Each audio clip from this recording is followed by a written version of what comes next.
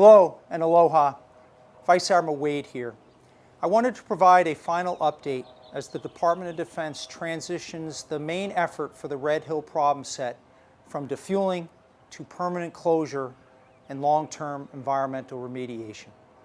As you know, the Secretary of Defense made the decision to defuel and close the facility because it was the right thing to do for the people of Hawaii, our military families, and the environment. And while I wish the unfortunate events of 2021 did not occur, I was humbled and privileged to be selected to lead the team to safely and expeditiously defuel the facility and to help rebuild trust with the communities of Hawaii and our military families. Our efforts to remove over 104 million gallons from above the aquifer were guided in large part by Aloha Spirit. And Aloha Spirit, to me, means to serve others for the greater good of all, to respect all, everybody, and to also work tirelessly until the job is done. And our efforts to do this mission were made in part by so many, and I'm grateful for everyone. First to Congress, specifically the Hawaii delegation, Senators Hirono and Schatz, and Representatives Case and Takuda, but also my bosses, the Secretary of Defense and Admiral Aquilino, and also all the services who provided the resources and the support necessary to execute the mission.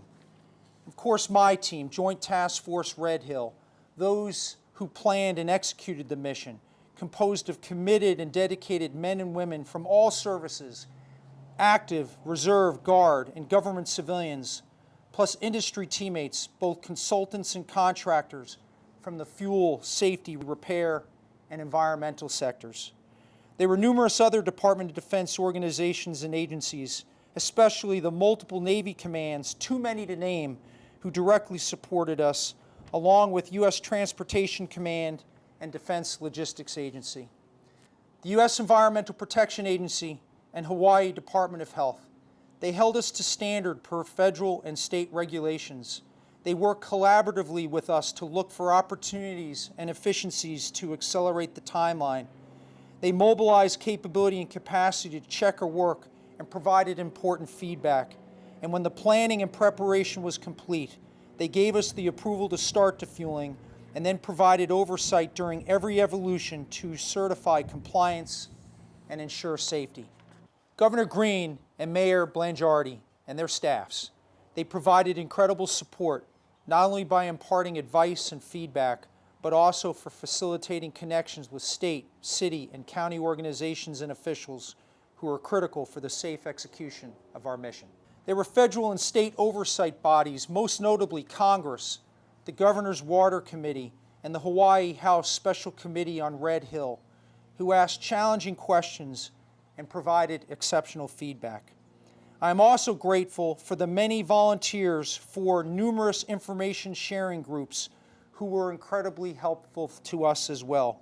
Most notably the Defueling Information Sharing Forum, a combination of elected officials, functional, technical, and cultural experts who provided invaluable advice and feedback.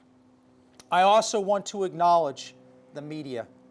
They asked tough but fair questions, but also served as an information conduit to the community to help us explain what we were doing and why for greater transparency. And finally, to our military families, civic groups, and the general public.